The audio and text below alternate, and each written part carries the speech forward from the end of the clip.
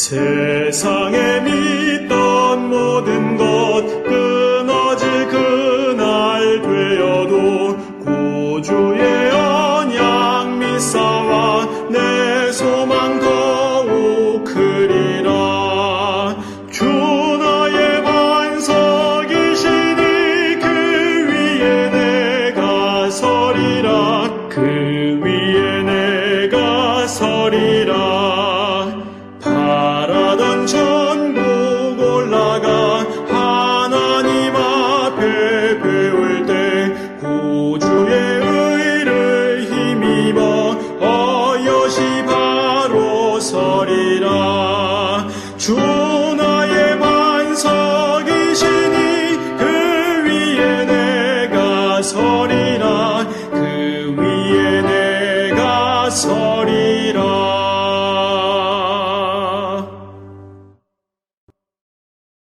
사도신경으로 신앙 고백하겠습니다. 전능하사 천지를 만드신 하나님 아버지를 내가 믿사오며 그 외아들 우리 주 예수 그리스도를 믿사오니 이는 성령으로 잉태하사 동정녀 마리아에게 나시고 본디오 빌라도에게 고난을 받으사 십자가에 못 박혀 죽으시고 장사한 지 사흘 만에 죽은 자 가운데서 다시 살아나시며 하늘에 오르사 전능하신 하나님 우편에 앉아 계시다가 저리로서 산자와 죽은 자를 심판하러 오시리라. 성령을 믿사오며 거룩한 공회와 성도가 서로 교통하는 것과 죄를 사하여 주시는 것과 몸이 다시 사는 것과 영원히 사는 것을 믿사옵나이다. 아멘. 다 같이 성시교독 하겠습니다. 여호와여, 의의 호소를 들으소서. 나의 울부짖음에 주의하소서. 거짓 되지 아니한 입술에서 나오는 나의 기도에 귀를 기울이소서. 주께서 나를 판단하시며 주의 눈으로 공평함을 살피소서. 주께서 내 마음을 시험하시고 밤에 내게 오시어서 나를 감찰하셨으나 흠을 찾지 못하셨사오니 내가 결심하고 입으로 범죄하지 아니하리이다. 사람의 행사로 논하면 나는 주의 입술의 말씀을 따라 스스로 삼가서 포악한 자의 길을 가지 아니하였사오며 나의 걸음이 주의 길을 굳게 지키고 실족하지 아니하였나이다. 하나님이여, 내게 응답하시겠으므로 내가 불렀사오니 내게 귀를 기울여 내 말을 들으소서. 주께 피하는 자들을 그 일어나 치는 자들에게서 오른손으로 구원하시는 주여. 주의 기이한 사랑을 나타내소서. 아멘.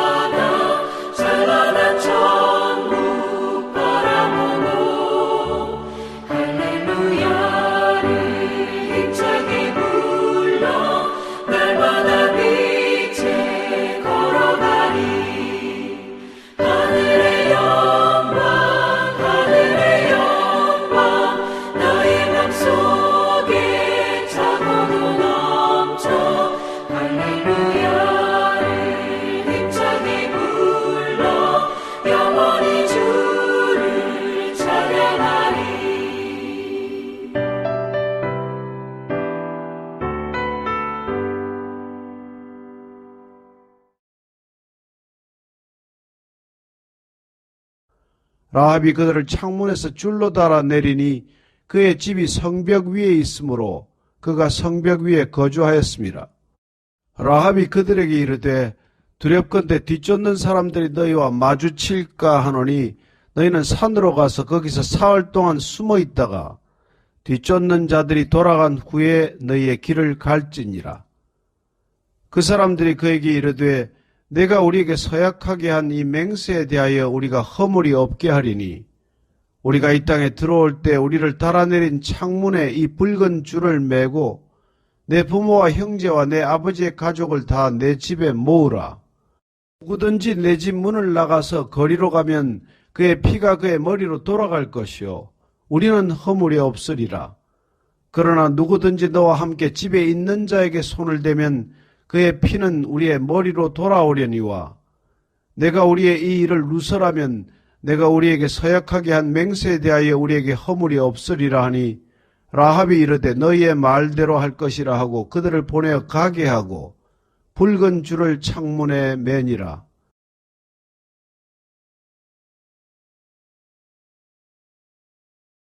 사랑하는 성도님들, 어느덧 주일이 왔습니다. 그동안 어떻게 지내고 계신지요? 하루하루가 우리에게 이제는 좀 지치게 하는 날들이 아닌가라는 생각이 듭니다. 요즘은 우리들에게 가장 힘들게 하는 것은 어쩌면 기다림이 아닌가라는 생각이 듭니다. 이 일이 언제 끝날 것인가, 정말 끝나는 날은 있는가라는 그런 불안감마저 드는 때에 오늘 말씀을 통하여 기다리고 있는 우리들에게 어떻게 기다림을 가질 것인가에 대한 이야기를 좀 나누고자 합니다. 오늘 본문은 여호수아 2장 15절서부터 21절까지의 말씀입니다. 성경을 보면 의외로 기다린 사람들이 많이 있습니다.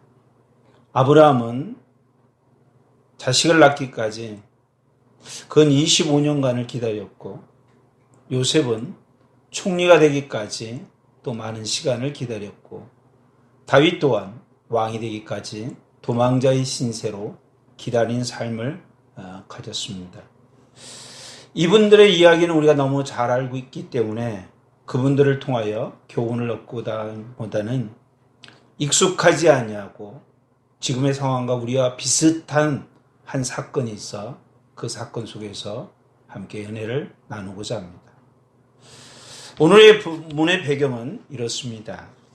여리고 성에 정탐하러 왔던 두 사람이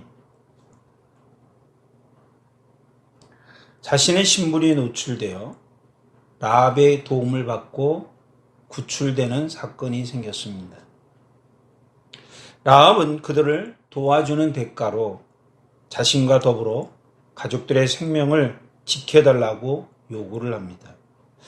두 정탐꾼들은 그의 제안을 받아들이고 라합의 집에 붉은 줄을 묶어두면 여리고 정복 시 그 표시를 보고 라합의 식구들을 해하지 아니할 것을 약속하고 헤어집니다. 온 식구의 목숨이 달려있는 이 위기에서 두 사람의 말만 믿고 창문에 묶어놓은 붉은 줄만은 의지하고 살아가기에는 어떤 면에서는 좀 안심할 수 없는 조건이라고 말할 수 있을 것입니다. 그럼에도 불구하고 달리 어떤 방법이 없기 때문에 라합은 이 붉은 줄을 의지하며 시간을 보내야 되는지 모르겠습니다. 어쨌든 라합은 더 이상 자신과 더불어 가족들의 구원을 위해서 무엇을 할 것은 아무것도 없습니다. 이제는 그 여인이 할 수 있는 것은 오직 그날이 오기를 기다리는 것밖에 없다는 것입니다. 그 기다림이 시간이 지남에 따라 그에게 확신이 주고 그 기다림이 그에게 더 소망을 주면 기다림은 굉장히 우리에게 기다릴 만한 일이 된다라고 말할 수 있겠지만 실질적으로 기다림을 경험한 오늘날의 우리의 모습을 보면 시간이 지남에 따라 점점점 그 기다림 속에서 우리는 지쳐가고 있고 또 그 기다림이 소망이 아니라 절망으로 치닫게 된다는 것이 안타까운 것입니다. 우리는 좀 본문을 좀 살펴볼 필요가 있습니다. 여러분, 오늘 이 본문의 사건은 여호수아 2장의 15절부터 시작됩니다. 그러나 이 라합의 가족들이 구원을 받은 사건은 6장에서 성취됩니다. 그러니까 2장에서 시작된 이야기가 6장에서 결말을 맺는다는 이야기입니다. 그 사이에는 3장, 4장, 5장이 있습니다. 도대체 3장과 4장과 5장에는 어떤 사건들이 있을까요? 여러분, 이 성경을 조금 더 우리가 관심 있게 보면 2장 22절을 보십시오. 두 정탐꾼이 도망갔을 때 탈출한 이후에 즉각적으로 즉시 이스라엘의 본진에 합류한 것이 아닙니다. 그들은 사흘 동안 숨어 있은 이후에 본진에 합류했다라고 기록되어 있습니다. 또한 3장 2절의 말씀을 보면 그들은 이스라엘 전 백성들은 사흘 동안 요단강을 도강하기 위하여 준비하는 과정을 우리에게 소개합니다. 4장으로 가보십시오. 4장에는 이스라엘 백성들이 도강하는 사건을 기록하고 있습니다. 200만이 되는 그 많은 사람들이 하루 만에 요단강을 건넜다라고 생각하기는 좀 어려울 것입니다. 물론 며칠이 걸린지는 상상할 수 없지만 어쨌든 하루 이상은 걸렸다는 것을 우리가 생각한다면 거기에도 또 시간이 지나간 것이 우리는 예측할 수 있습니다. 5장으로 가보십시오. 5장에 가보면 그들은 할례를 행하는 일을 또 행합니다.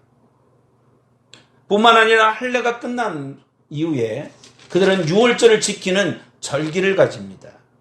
여러분도 잘 알다시피 유월절은 하루를 끝내는 것이 아니라 일주일간을 지켜야 될 절기입니다. 6장에 들어가면 그들은 여리고성이 정복을 하기 전에 최소한 6일을 돌아야 되는 그 시간들을 보내고 있다는 것입니다.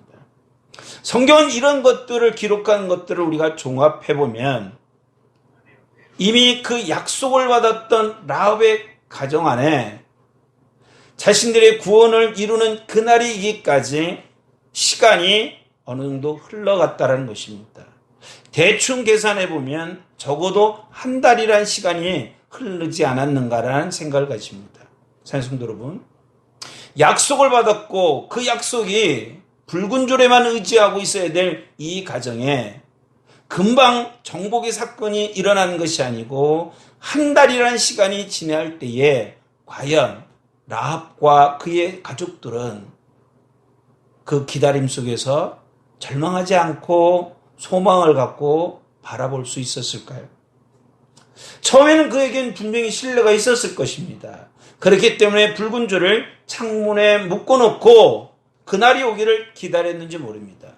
시간이 지남에 따라 점점점 그들의 마음에는 불안감이 왔을 것이고 그 불안감은 의심으로 치닫고 의심은 결국 절망으로 그 약속에 대한 신뢰보다는 약속에 대한 의문을 갖게 하는 일로 치닫을 수밖에 없는 것입니다. 사랑하는 성도님들, 오늘의 우리의 상황을 좀 보십시오. 금방 끝날 것 같던 코로나 바이러스의 사건이 우리에게 점점점 지치게 하고 있다는 것은 이 사건이 쉽게 끝나지 않을 것 같은 불안감이 있는 것입니다. 전 세계에 예수 그리스도를 믿는 사람들이 각처에서 지금 기도를 하고 있고 하나님의 은혜를 구하고 있습니다. 왜 하나님께서는 우리의 이 다급하고 위급한 상황에 마치 침묵하듯이 우리를 기다리게 하실까요?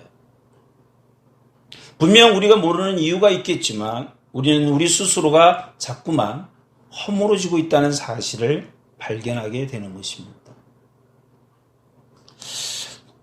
하나님께서 이 지금의 우리의 모든 상황을 알고 계시고 얼마나 우리가 불안해하고 있고 얼마나 우리에게 소망이 와야 된다는 걸 암에도 불구하고 기다리게 하신 하나님의 의도와 뜻은 무엇일까요? 오늘 본문은 우리에게 두 가지의 사건을 알게 하는 것입니다. 먼저 이 본문에 여러분 18절을 좀 보시기 바랍니다. 같이 읽겠습니다.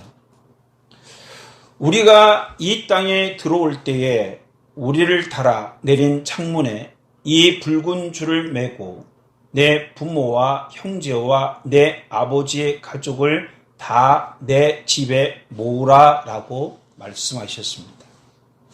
지금 하나님께서는 이 라합과 그의 가족들을 라합의 집으로 모으라고 명령을 하십니다. 하나님은 지금 구원의 장소를 라합의 집으로 정하셨다라는 말씀이 되는 것입니다. 왜 하나님은 구원의 장소를 라합의 집으로 정하셨을까요? 어떤 면에서 라합의 집이니까 개인적으로 본다면 라합은 자신의 집이니까 편안할 수 있습니다. 하지만 과연 그 집이 하나님의 구원을 기다리면은 안전한 처소라고는 말할 수 없을 것입니다. 라합이 지금 여리고성에 굳이 있어야 될 이유가 있을까요? 만약에 그 여인의 역할이 필요했다면 그곳에 있어야 되겠지만 그 여인이 여리고성에 있음으로 인하여 어떤 신호를 보냈는지 아니면 성문을 열어줘야 되는데 역할이 있다면 그 여인은 거기에서 자신의 역할을 위하여 기다리고 있어야 되는지 모르지만 그에게는 주어진 사명과 역할이 없습니다. 그럼에도 불구하고 하나님은 그의 집에 모으라고 명령을 하셨고 그의 집에서 구원을 이루시겠다라고 하셨습니다. 왜 하필이면 여러분 조금은 불안해 보이는 이 가정에 좀 더 안전하고 좀 더 보장되어질 수 있는 처소가 있을 터인데도 불구하고 하나님은 그의 집을 정하셨을까요? 사랑하는 성도 여러분, 라합을 보면 여리고 사람들의 입장에서 본다면 라합은 분명히 배신자입니다. 그가 배신할 수 있었던 중요한 이유가 뭘까요? 어쩌면 그것은 자신과 자신의 가족들을 이 어려움에서 구원하기 위한 그런 마음이 있었기 때문에 어쩌면 여리고 사람들에게는 좀 미안함이지만 배신을 했는지 모릅니다. 뿐만 아니라 라합을 소개하는 성경의 내용을 보면 그 여인의 직업이 기생이라 이렇게 말합니다.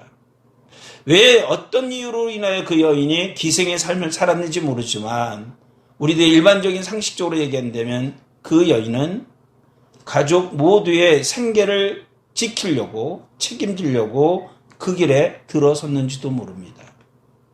더 쉽게 정리해보면 어쩌면 이 라합은 가족 모두의 구원을 위하여 배신을 했고 가족 모두의 경제를 위하여 생활을 위하여 그는 그 천박한 직업이라고 얘기할 수 있는 곳에 뛰어들었는지 모릅니다. 그런데 이제는 하나님이 그에게 또 다른 사명을 주는 것 같습니다.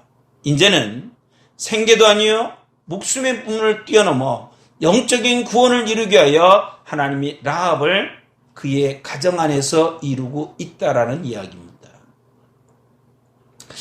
생활의 책임자로 서 있었던 라합이 이제는 신앙의 책임자로 돌아서는 중요한 모습을 우리에게 소개합니다.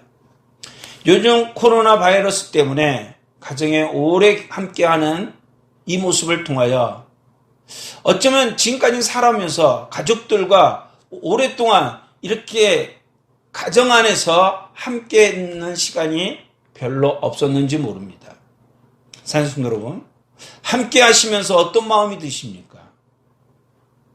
가족들과 함께 하기 때문에 좋다라는 느낌은 드는 것이 분명하지만 우리는 그 자리에서 한 번쯤은 이런 생각을 가져볼 필요가 있습니다. 가장으로서 가족 모두의 생계를 내가 책임지며 살아왔지만 나는 신앙의 책임자의 역할은 어떻게 해왔는가?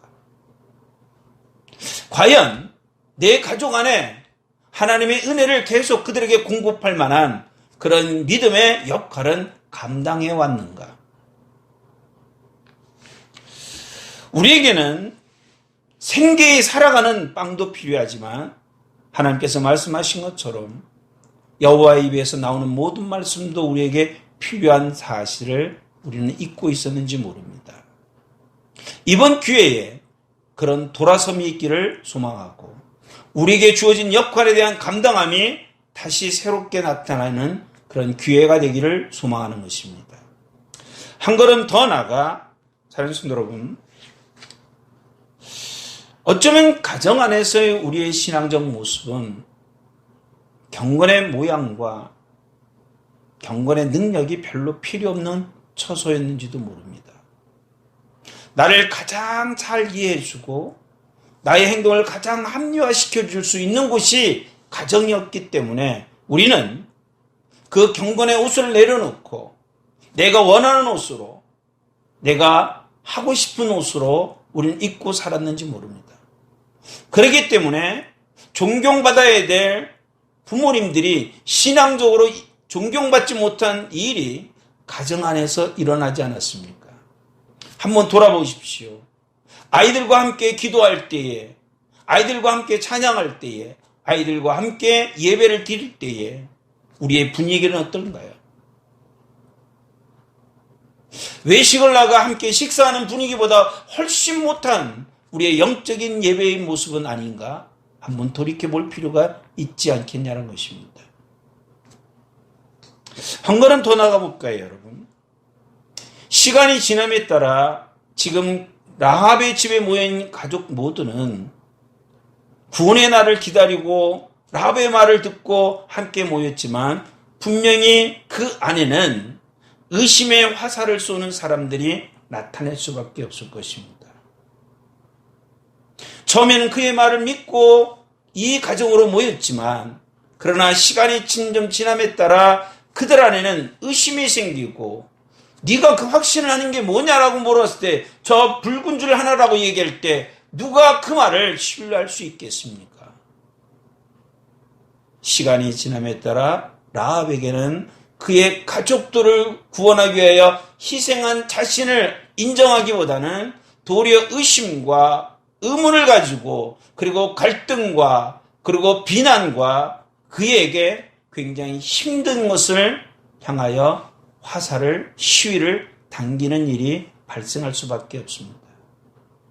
그럼에도 불구하고 라합은 어떻게 이겼는지는 알 수는 없지만 분명히 구원의 그 자리까지 가족 모두가 함께 갈 수 있었다는 것은 그런 의심이 없어서가 아니라 의문이 없어서가 아니라 갈등이 없어서가 아니라 문제가 없어서가 아니라 그럼에도 불구하고 그런 일이 발생해도 그런 일들이 나타나도 그런 것들이 보여줘도 그것을 극복하면 혼자의 힘이 아니라 같이 극복하여 이겨낸 결과로 우리는 간구할 수밖에 없는 것입니다. 사랑하는 성도 여러분, 우리는 기대 속에서 배우는 중요한 진리는 다른 것이 아닙니다. 하나님이 어떻게 우리 가운데 구원을 이루는 그 방법과 모습을 찾는 것이 아니라 우리는 이 가정이 회복되기를 하나님이 기대하고 있다는 이 사실을 깨닫고 가정의 회복에 그 아름다움을 이루시는 하나님의 그 일에 주목하는 기회가 되기를 소망하는 것입니다. 그것이 우리를 이루기 위하여 너의 집에 모으라는 이 진리를, 이 가르치심을, 이 지시를 귀담아 들으시는 우리가 되기를 소망합니다. 두 번째로 오늘의 이 본문에서 우리가 또 하나 봐야 될 중요한 진리가 하나 있습니다. 그것은 다름 아니라 언제나 이런 일들이 이루어질 때 늘 듣는 이야기는 이런 말입니다. 하나님의 시간과 우리의 시간은 다르더라고. 맞습니다. 사람과 사람이 만날 때에도 여러분, 만남의 그 장소에 모일 때 오는 사람과 기다리는 사람의 시간이 다를 때가 있습니다. 누구는 5분 전에 와 기다린 사람이 있는가 하면 누구는 늦게 와 마치 정시 온 것처럼 말하는 사람도 있습니다. 사람과 사람 내도 서로 시간이 다른데 하나님과 우리의 시간이 똑같을 수는 없는 것입니다. 도대체 하나님의 시간과 우리의 시간이 다른다는 이 말은 우리에게 어떤 의미를 둘까요? 내가 원하는 시간에, 내가 바라는 시간에, 내가 필요한 시간에 임하지는 않습니다. 하나님이 원하는 시간에 하나님이 정한 시간에 임하는 것이 분명하지만 문제는 하나님이 임하는 그 시간, 이루시는 그 시간에 우리는 점점점 지쳐가고 있다는 것은 부인할 수 없는 중요한 사건입니다. 그럴 때 우리는 이런 말을 합니다. 하나님을 붙잡고 있는 내 손이 힘이 빠집니다. 더 이상 하나님을 붙잡을 수가 없습니다라는 하소연을 할 때가 있습니다.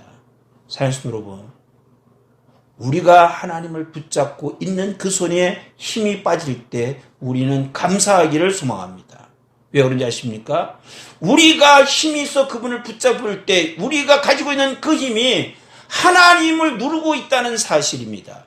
하나님을 붙잡고 있다는 사실입니다. 하나님이 일어서려고 그러면 앉으라고 그러고, 하나님이 가려고 하면 가지 말라고 그러고, 하나님이 이루려고 할 때 하면 안 된다고 하는 것이 우리의 손의 역할이었는지 모릅니다.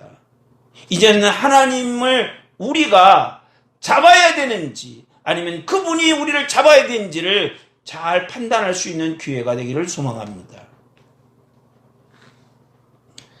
우리의 손이 약해져서 더 이상 붙잡을 수 없는 것을 아쉬워하지 마시고 그래야 되는 것이 정상임을 깨닫기를 소망합니다. 이제는 내가 그분을 잡는 것이 아니라 그분이 우리를 잡아야지만 우리는 그분의 이끄심을 따라가는 귀한 성도가 될 줄 믿습니다. 기다림을 얘기할 때 여러분 이사야 40장 31절을 보면 킴제임스 번역에는 이렇게 우립니다. 여호와를 앙망한 자는 새 힘을 얻을 때 그 여호와를 앙망한다는 말을 할 때 잘 단어를 보시면 거기에는 기다린 자라고 명시하고 있습니다.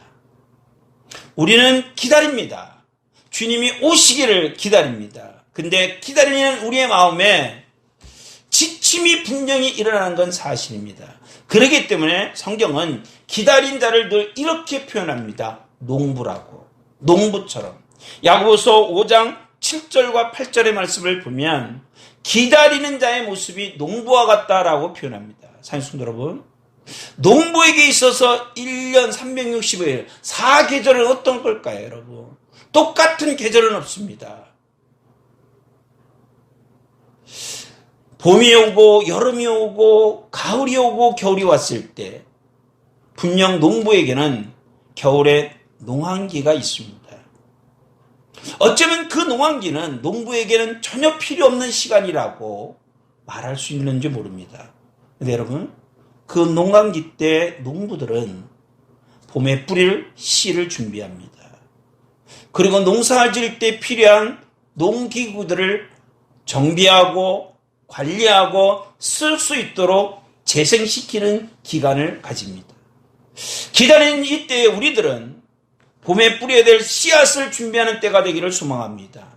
영적인 농기구를 준비하여 우리에게 기회가 왔을 때 우리는 열심히 씨를 뿌린 것에 그 고통을 이룰 수 있는 그런 기간을 가질 필요가 있음을 일깨워주는 중요한 말씀이 될 것입니다. 다윗이 도망 다닐 때에 여러분 그 시간은 필요 없는 시간이었는지 모릅니다. 그러나 시간이 지나가면 다윗이 왕의 역할을 할 수 있었던 것은 도망 다닐 때 본인은 몰랐지만 그를 다듬어내신 하나님의 손길이 있어 위대한 왕의 역할을 감당할 수 있었고, 요셉이 애굽 땅에가 종과 죄수의 삶을 살아가는 것이 별로 필요 없었는지 모르지만 시간이 지나며 보니 총리의 역할을 잘 감당할 수 있었던 중요한 이유는 거기에 있었다는 것을 알게 될 것입니다. 지루합니다. 답답합니다. 깝깝합니다. 계속 기다려야 된다는 이 자체가 우리에게 부담스러움이 있을 줄 모릅니다. 그러나 이 기간이 우리에게 뭔가를 준비하는 기간으로 활용한다면 우리는 그 일해야 될 그 시기에 풍성한 씨를 뿌릴 수 있고 좋은 농기구로 좋은 영적인 기구를 통하여 하나님의 넉넉한 열매를 이룰 수 있는 기회한 자리까지 갈 줄 믿습니다. 마지막으로 성경 한 구절을 보고 말씀을 마치고자 합니다. 다 같이 예레미야 29장 11절을 피시기 바랍니다. 거기는 이렇게 말씀하십니다. 여호와의 말씀이니라. 너희를 향한 나의 생각은 내가 안 하니 평안이요 재앙이 아니니라. 너희에게 미래와 희망을 주는 것이라고. 그렇습니다. 하나님은 우리를 향하여 계획을 갖고 계십니다. 그 계획은 평안입니다. 지금은 재앙처럼 보이지만 아닙니다. 우리를 향한 계획은 미래에 희망을 주는 것이고 미래에 평안을 주는 것이고 더 나아가 그 평안의 주인공을 만들 것이 하나님의 계획임을 잊지 않는 귀한 성도가 되시기를 주의 이름으로 간절히 축원을 드립니다.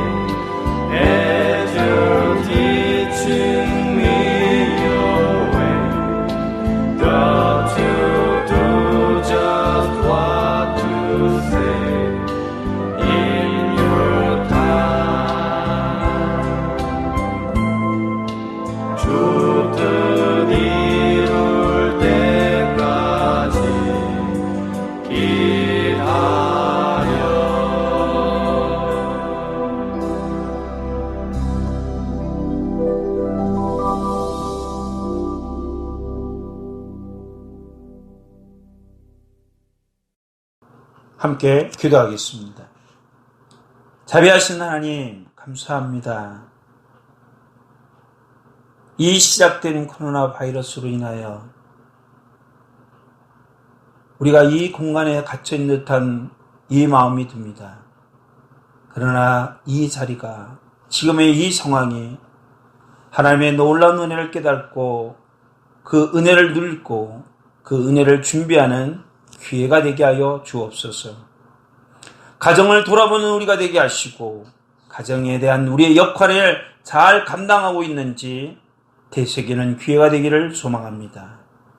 과연 이 기간이 필요했느냐고 물어보기 이전에 이 기간을 어떻게 쓰냐에 하여 내일의 미래가 달라질 수 있음을 깨닫게 하시고 그것을 활용할 수 있는 지혜자가 되게 하여 주옵시며 이제는 영적인 농부교를 잘 준비하여 내일의 씨를 뿌리며 그 거둠에 이루는 귀한 믿음의 농부가 되어지는 준비된 시간이 되게 하여 주시옵소서.